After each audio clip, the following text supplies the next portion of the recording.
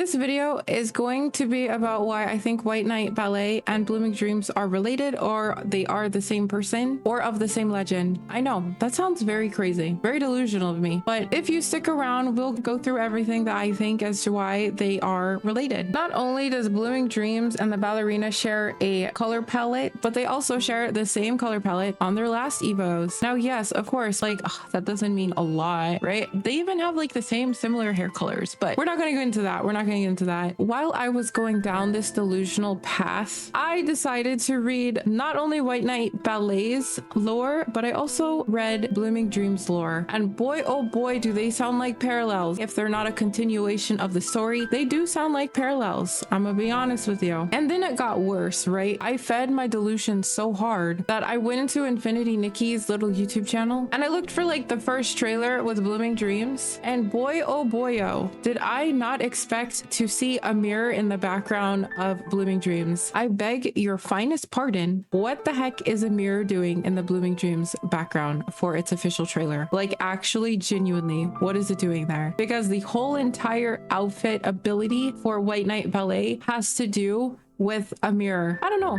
just found it a little weird. Maybe I'm just looking into things a little too hard, but I just think that's very interesting. Now, I know maybe those are just some mirrors, maybe, right? Whatever, but they look a little too similar in shape with their ordinations and everything. Yeah, it's a little simplified because it is in the background, so I don't really understand why there's a mirror in the background. I'm just going to have a yap sesh, talk about White Night Ballet and why I think White Night Ballet actually might be the ancient version of Blooming Dreams. I know that sounds silly. That sounds absolutely ridiculous, but let's look at their lore kind of together and I'll explain my reasoning. Now, this is just me having a little speculation on why I think they might be related, or they might be like kind of like a parallel universe or the alternate reality version. One is the fairy version and one is the robotic mechanism version, but this is why I kind of think that way. So if we open the compendium, by the way, this has nothing to do with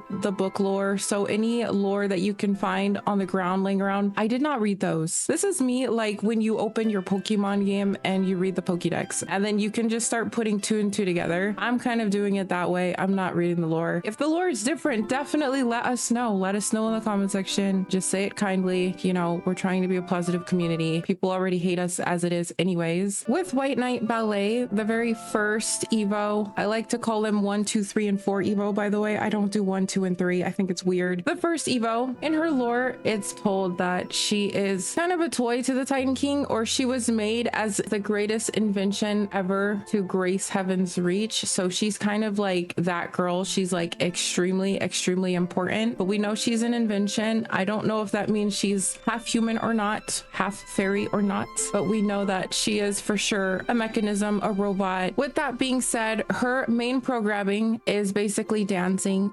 forever, dancing eternally for the Titan King forevermore. So basically that's what White Night Ballet was. That's the first Evo. The second Evo, I believe, is called Awakening. This is basically a story about how she is dancing. She's still dancing, prancing around, but she happens to see herself in a reflection. I don't know if it's a mirror. I don't know if it's the crystal ballroom. I don't know if it's the ceiling mirrors. Who knows? But she sees herself in a reflection, and that sparks something into her. No pun intended, but that sparks something into her. Her seeing her reflection kind of reminds me of when like a dog and a cat finally realizes that they have a reflection. Sometimes they don't realize and they just get startled. She kind of gains semi-sentience at this point. But basically, she recognizes herself in the reflection. It completely confuses her. It sparks something within herself that's stirred in her heart, her little robotic crystalline heart, but she doesn't know what. She just knows that something's different, which I think is just her coming to terms that she's something. She is alive in some way, shape, or form. The third evolution, or the white evolution undercurrent, this story is she tries to rebel without really getting caught, is how I read that story. She began creating deviations within her fixed course, letting each turn linger a moment longer and each step land at a different angle. So basically, she's trying to change her choreography, really. She's changing her dance choreography ever so slightly. Nobody notices because it doesn't doesn't look like she gets hurt or in trouble about it, but she does realize that she can control herself. But she also understands, because she's still dancing full on, she can't stop herself from dancing. We know she can't stop herself from dancing because it says she had not yet broken free from the law of perpetual motion. The law of perpetual motion for White Night Ballet is basically just her order, or what she was programmed to do. She is programmed to never stop dancing. So obviously she knows that she's not free of dancing or moving constantly and entirely. We also learned that she really wants to stop dancing. She doesn't even want to dance anymore. Like, she's literally done, but she can't. She hasn't completely broken free. And then her final Evo is called FLAMEWAKE. This is very interesting because she danced her final dance, bidding farewell to the self she had once been, even if it cost her the power that had long sustained her, which honestly, I think this is just kind of explaining that she was able to finally stop dancing. She finally did it. She was free. She was completely free. She was able to do it, but it cost her the power that had long sustained her. Now, what I believe this is about, this could possibly be tied into the story about Heaven's Reach having a specific power source, but also it may have mean that she gave up her robotic immortality, because robots don't actually die. They kind of just like lose power or shut off. You can turn them back on if they have the right circuits and they're not damaged too bad. So I think she gave up her robotic immortality to become more human or become more alive, become more something. And she would use her own willpower to write the final chapter of the dance offered to the throne. I think the last sentence for FLAMEWAKE's Evo lore is just a metaphor on you can control your destiny. Some people don't think you can control your destiny, but others fight to believe that they can control their destiny. And I think White Night Ballet's entire lore is basically recognizing yourself, becoming one's true self, and also breaking free from the mold that society or someone has basically put on you. She wants to have her own destiny. She wants to have her own life, and she was able to do that with the FLAMEWAKE. I also think that's why she starts getting more human parts. Obviously, she does have alternate pieces on FLAMEWAKE. If you have the last Evo, one of her arms turn human, and then one of her legs also turn human. They're not made of metal or crystals anymore. The TLDR, White Night Ballet, was a robot or a mechanism. She saw herself in a mirror reflection. She realized she is a person and she is sentient in some way, shape, or form, and she wants to be free of her mechanical programming. She eventually does become free, but that does cost her most likely immortality. Now you might be wondering, okay, that's her story, cool, but what does this have to do with Blooming Dreams? Let's just read the glow up, okay? Her lore for the glow up: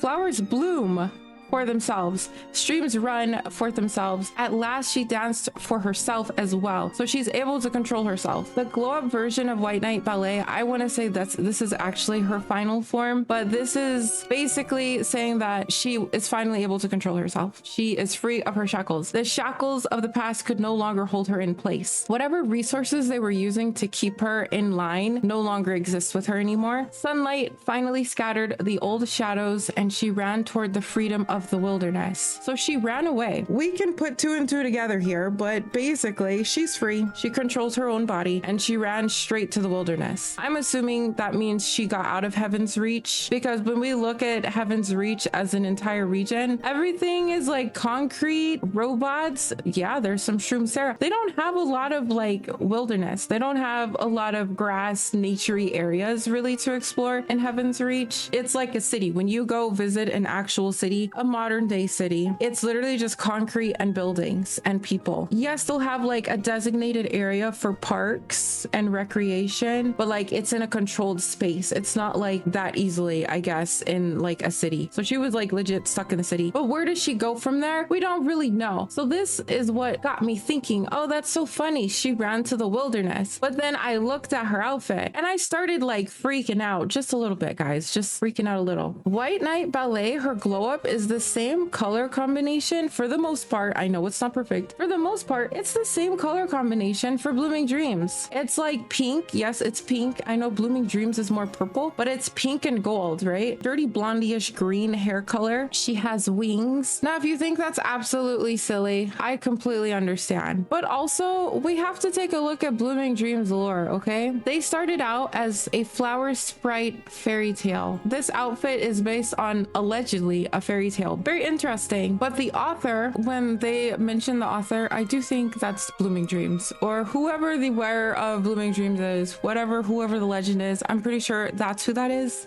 I'll explain that a little later. But the author replied, for me, this story holds much more than just a fairy tale, which means it's alluding to Blooming Dreams is not a fairy tale. Whatever Blooming Dreams went through definitely happened. We just don't know how. Now, if you read Blooming Dreams Tides, which is like Evo 2, the author's mind is forever etched with the memory of her childhood wanderings in the forest. Her childhood wanderings in the forest. The gnawing hunger after getting lost because she doesn't know where she's going. Almost like the ballet who escaped Heaven's Reach and she's just wandering. The terror of stumbling upon the thieves' hideout. The heaviness in her legs during her escape, which is very interesting because I'm assuming the ballet outfit was made of crystal legs, or at least one of them were, I guess, when she escaped with her red outfit. But those are parts beyond the fairy tale. Her wandering around the forest, her getting lost, her having hunger, the heaviness in her legs during her escape, but those are parts beyond the fairy tale. That sounds like this is what actually happened. This is based on a true story, quote unquote. Blooming Dreams glow also reminds me of the ballet outfit, as she recalled the moment when she finally broke free from the forest grass. The author's furrowed brow smoothed out, the warmth of those cherished memories enveloped her, and the very first sunrise after her narrow escape was deeply etched in her memory. Okay, when it says she finally broke free from the forest grass, that's because she was covered in vines. She escaped.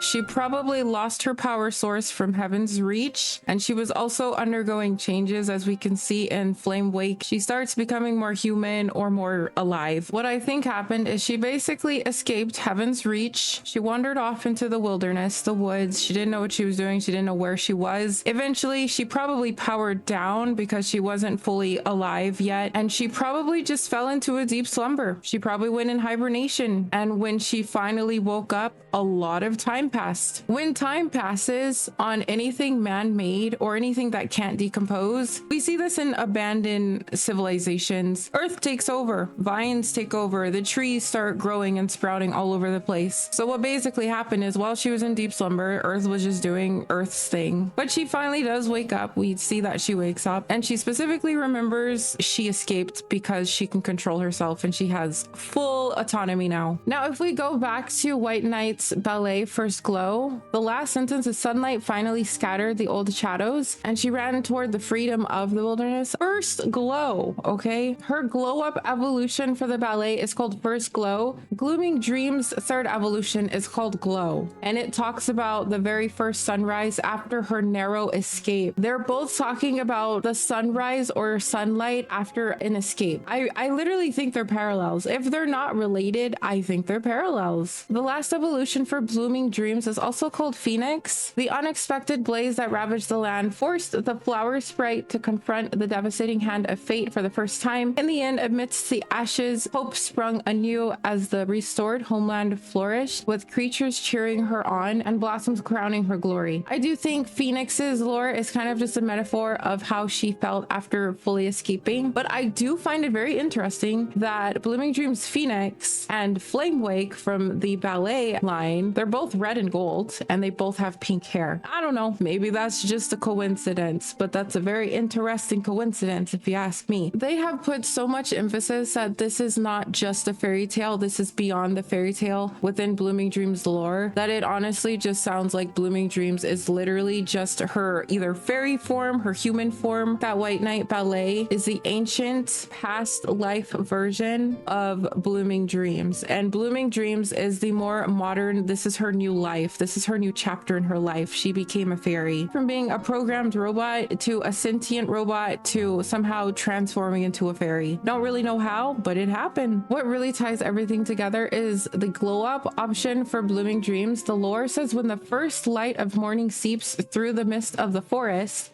the young flower fairy awakens from a century-long slumber.